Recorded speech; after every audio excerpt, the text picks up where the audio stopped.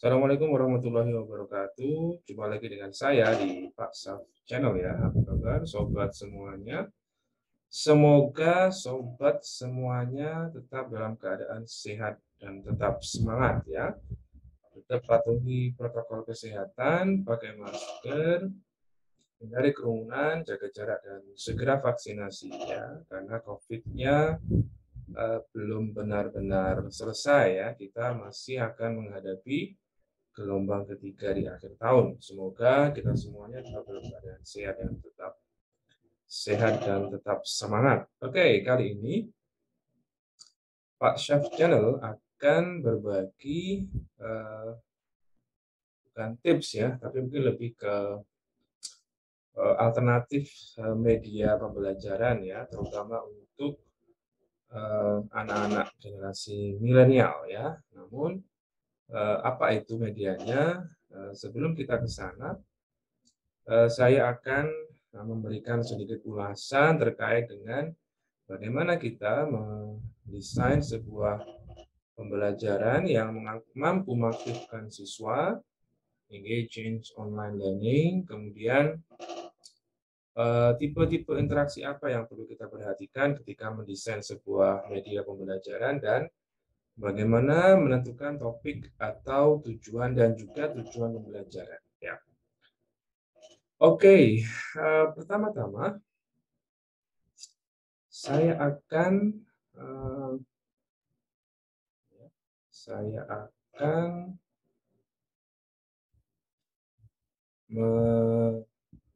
menjelaskan apa itu atau bagaimana cara kita untuk meningkatkan partisipasi atau bagaimana mendesain sebuah kelas yang mampu menarik perhatian siswa ya. Yang pertama adalah kelas daring ya, karena kita masih dalam pembelajaran daring menuju ke post COVID-19 ya. Namun sepertinya kita masih daring. Jadi kelas daring itu harus didesain untuk engaging dan juga praktis dalam segala jenis konteks dan peranan. Artinya ya harus bisa diaplikasikan ke dalam berbagai jenis konteks ya, tidak hanya satu konteks. Ya, media yang akan saya share kali ini sepertinya akan mampu mengakomodir berbagai jenis konteks yang ada di kelas ya. Jadi lintas mapel. Nah, berikutnya adalah hal-hal yang perlu diperhatikan untuk mendesain sebuah kelas atau materi pembelajaran online. Yang pertama adalah siswa ya. Siswa menjadi salah satu faktor penting yang harus diperhatikan ketika kita akan mendesain sebuah materi pembelajaran. Kemudian tujuan pembelajaran, waktu pembelajaran, durasinya, dan juga aktivitas yang akan kita desain untuk siswa-siswa kita, apakah aktivitas individu atau aktivitas kelompok atau keduanya. Itu juga perlu kita perhatikan ya. Yang kedua, yang berikutnya adalah jenis-jenis umpan balik yang akan kita berikan setelah mereka bisa menyelesaikan atau belajar atau menguasai kompetensi yang kita harapkan. Berikutnya adalah motivasi siswa, dan terakhir adalah modus pembelajaran ya, apakah sinkron atau asinkron ya. Tentunya Bapak Ibu semuanya sudah sangat familiar dengan istilah sinkron dan asinkron. Nah, berikutnya ini adalah beberapa tips-tips yang bisa Bapak Ibu jadikan alternatif ya, tidak harus diikuti tapi juga mungkin bisa menjadi salah satu referensi ketika kita akan mendesain sebuah pembelajaran di kelas online ya. Yang pertama adalah kita harus mampu membuat modul atau media pembelajaran yang clear, jelas, concise itu padat ya. Padat itu jadi lebih ke sesuai dengan sintek pendekatan yang kita atau metode yang kita pilih. Misalnya kalau problem based learning ya kita mengikuti sintek problem based learning, kalau project ya kita bikin sesuai dengan project. Jadi tidak berbelit-belit ya, concise, dan yang terakhir adalah easily digestible atau mudah dicerna ya. Jadi harus ramah siswa ya, atau student friendly. Nah, berikutnya adalah, nah ini caranya bagaimana? Ya, kita harus membuat instruksi yang jelas, tidak bertele-tele. Instruksinya harus to the point. Jadi, kita juga harus mempertimbangkan bahwa durasi maksimal konsentrasi siswa dalam pembelajaran daring itu hanya sekitar 30 menit ya. Jadi kita harus pandai-pandai mendesain sebuah kegiatan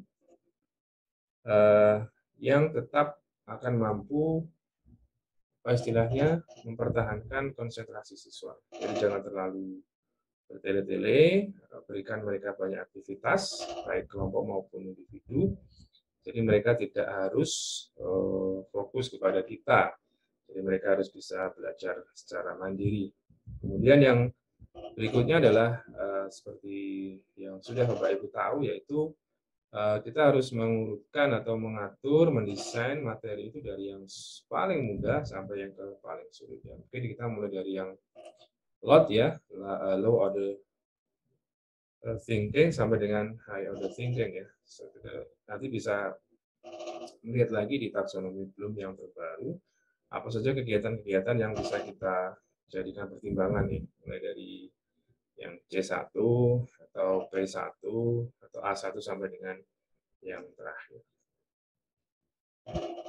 Nah, ini yang sangat penting adalah berikan siswa itu sesuatu untuk dikerjakan. Jadi jangan melulu kita menjadi sentral dari pembelajaran, tapi kita harus memberikan lebih banyak akses atau durasi waktu kepada siswa untuk melakukan banyak hal. Caranya bagaimana?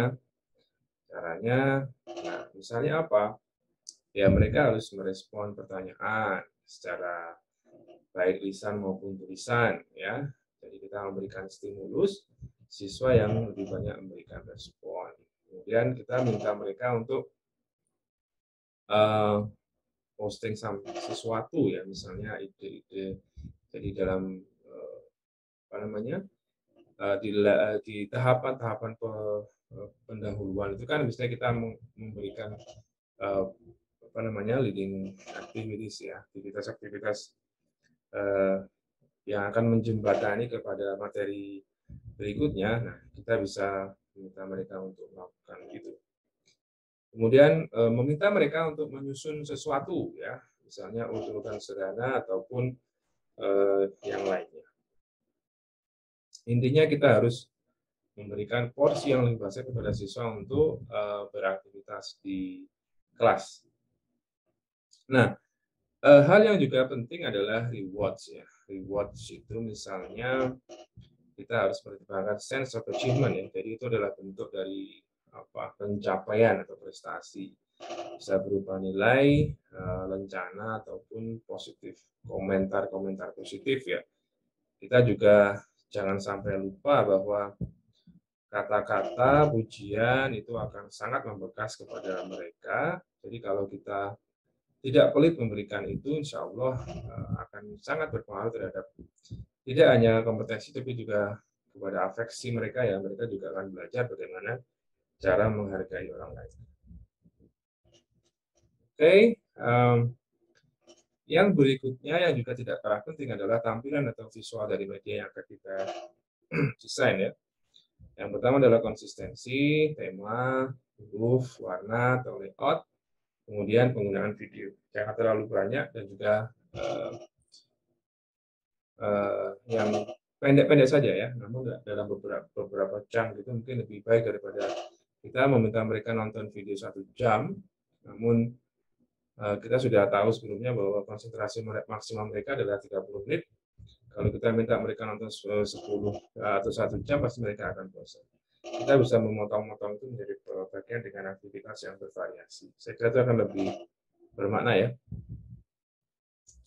Nah ini juga perhatikan juga human sense ya, karena kita berurusan dengan manusia, jadi kita harus memikirkan sisi-sisi manusianya ya. Misalnya kita bisa membuat media yang ada rasa ceritanya, kemudian terkait dengan kehidupan sehari-hari siswa. Jadi kalau media yang dibuat itu kontekstual atau real konteks, itu akan lebih bermakna, dan juga siswa akan lebih merasa, oh ternyata apa yang saya pelajari itu bermakna atau berguna di kehidupan sehari-hari.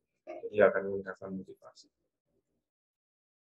Oke, itu sesi pertama saya tentang apa itu, atau bagaimana kita mendesain sebuah pembelajaran yang engaging. Oke, kita teruskan ke slide berikutnya. Akan saya share dulu materi yang berbeda. Jadi sesi 1 ini saya akan banyak bercerita atau banyak membahas terkait dengan konsep sebelum kita masuk ke prakteknya. Oke, yang kedua adalah saya akan, sebentar, saya share screen dulu.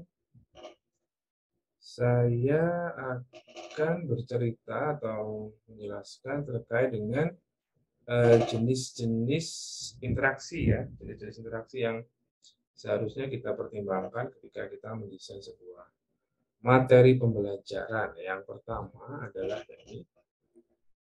Nah, ini adalah jenis-jenis interaksi. Yang pertama, oke. Nah, sesuai atau menurut pendapat Moore, dalam pembelajaran itu ada 3 interaksi yang terjadi, seharusnya terjadi ya.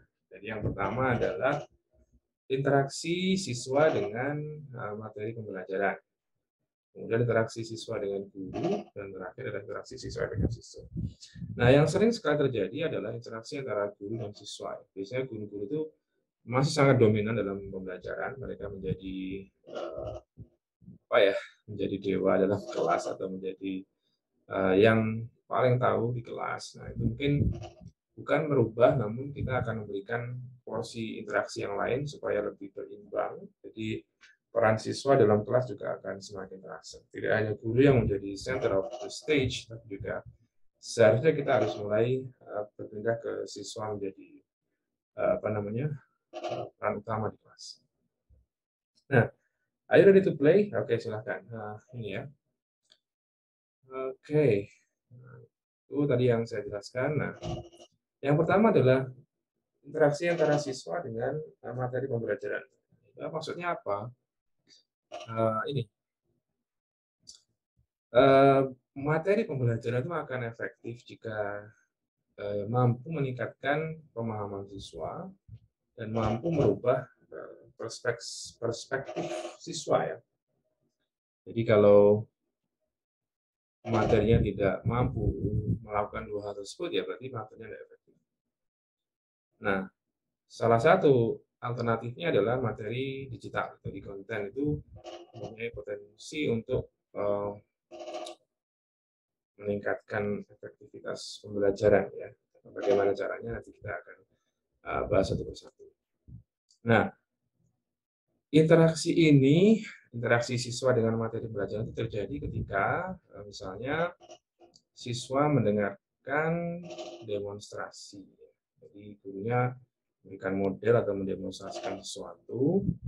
Berikutnya siswa itu membaca tentang topik tertentu.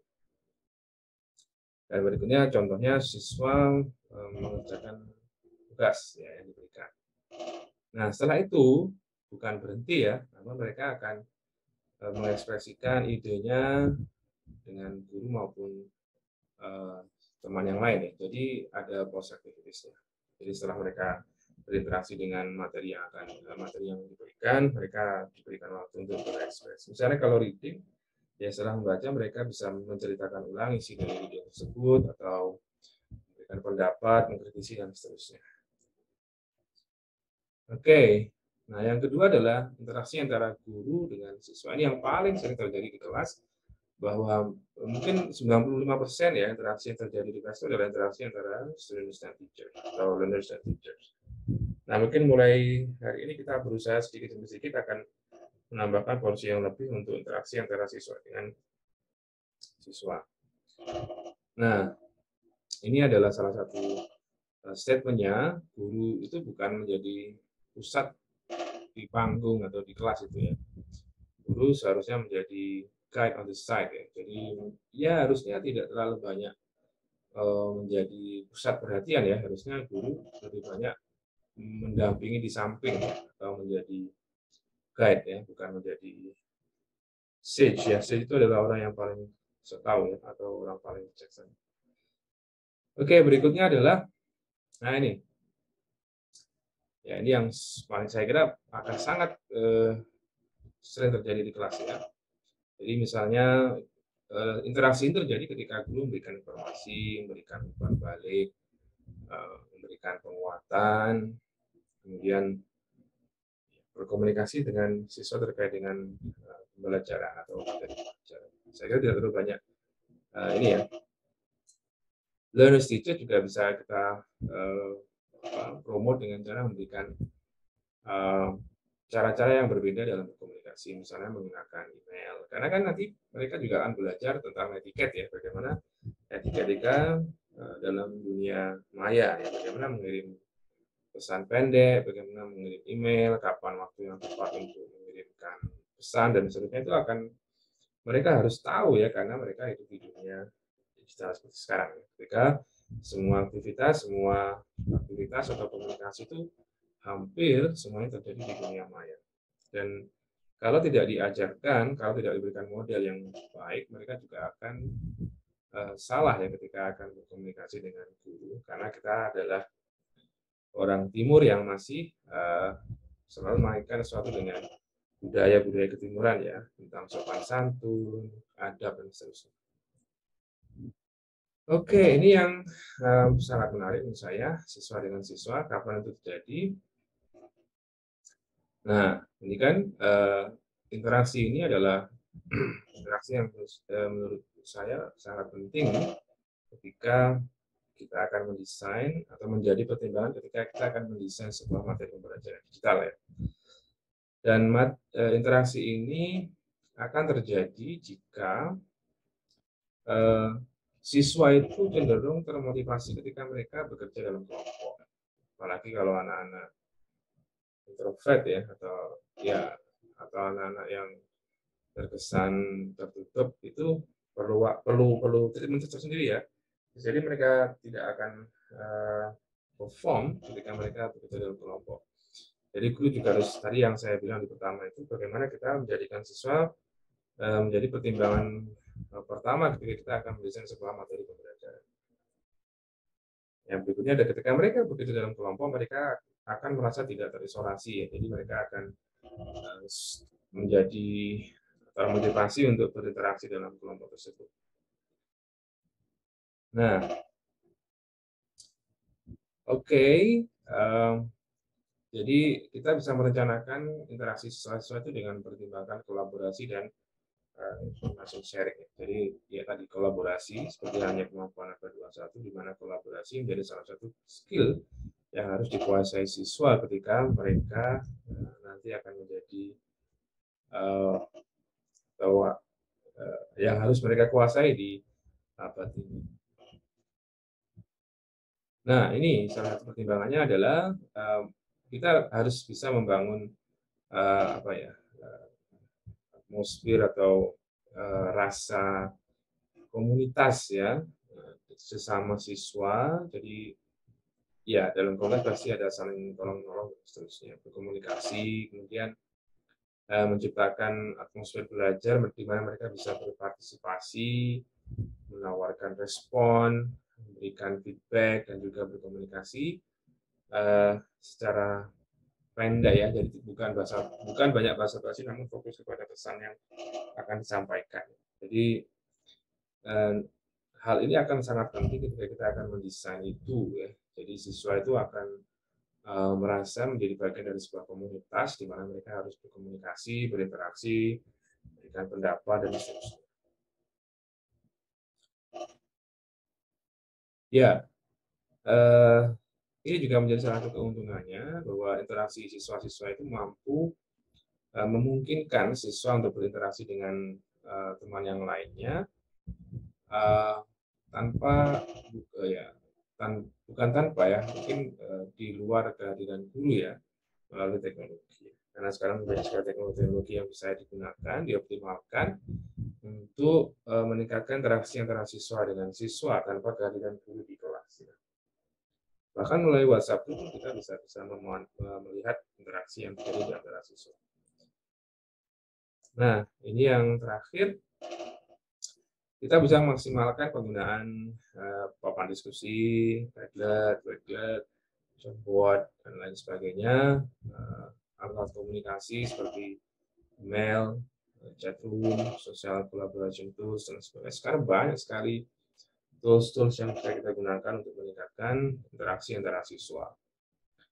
Dan ini juga menjadi salah satu alternatif, jadi memberikan atau menyediakan forum yang hanya berisi siswa saja, karena siswa akan lebih nyaman, lebih merasa bebas ketika mereka berinteraksi dengan sesama teman yang lain. Oke, saya kira itu pertimbangan yang kedua. Kita akan lanjut ke materi yang berikutnya. Oke, tetap bersama Workshop Channel. Hari ini yang terakhir, tidak terlalu panjang ya. Ini adalah bagaimana setelah belajar online learning, kemudian jenis-jenis interaksi. Di kesempatan kali ini saya akan membahas terkait dengan bagaimana cara menentukan topik dan tujuan pembelajaran. Ini juga sangat penting sekali. Jadi yang perlu dipertimbangkan adalah siswa dulu, baru tools-nya ya. Jangan tools-nya baru kita mikir ke siswa. Jadi ini adalah salah satu pertimbangannya. Jadi ketika Bapak Ibu akan mendesain itu, tentukan topik yang akan diajarkan. Kali ini saya akan menggunakan komik digital. Nah, berikutnya adalah apa yang ingin siswa Anda kuasai ya setelah menyelesaikan pembelajaran dengan digital komik. Pastinya Bapak Ibu sudah sangat familiar dengan kompetensi, indikator, dan seterusnya. Jadi kita harus menentukan dulu kira-kira topik yang akan diajarkan ini, kemudian nanti siswa akan bisa apa setelah selesai ikut kelas ini, melalui kegiatan-kegiatan yang bisa di komik digital nanti. Jadi bukan toolsnya apa, kita pakai tools apa dulu, tapi dibalik ya. Jadi mereka harus bisa apa dulu, nah nanti baru kita cari tools yang sesuai untuk mencapai itu. Itu yang menurut saya penting sekali diperhatikan. Secara singkat, ada 3 ini ya. Jadi ada aktivitas, tadi sudah kita bahas interaksi, ada interaksi siswa dengan materi pembelajaran, siswa dengan guru, dan siswa dengan siswa. Baru kita ngomong ke tools-nya atau tech tool-nya. Jadi tools-nya itu di urutan terakhir, bukan di depan ya. Jadi silahkan nanti diperhatikan, jangan dibalik ya, tools-nya di pertama, aktivitasnya di terakhir. Nah, ini contohnya.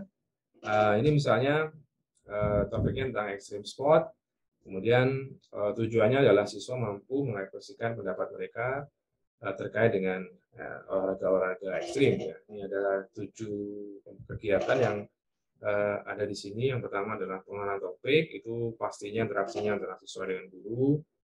Kemudian ada brainstorming vocabulary, ya ini konteksnya dalam bahasa Inggris. Nanti bisa Ibu Bapak sesuaikan dengan konteks pembelajaran. Jadi ada aktivitas, ada interaksi, ada tekstur. Silakan didesain dan juga diperhatikan durasi waktunya untuk berapa menit ya. Jadi jangan sampai kegiatan itu melebihi durasi waktu yang ditetapkan ya. Jadi Bapak Ibu juga harus pandai-pandai benar bagaimana mendesain sebuah kegiatan sesuai dengan waktu atau alokasi waktu yang diberikan. Untuk teksturnya akan kita bahas di sesi selanjutnya. Oke, semoga bermanfaat materi kita kali ini. Mudah-mudahan kita semua mampu meningkatkan kualitas pembelajaran dengan semakin banyak belajar bersama dan sharing bersama. Stay safe, stay healthy. Assalamualaikum warahmatullahi wabarakatuh.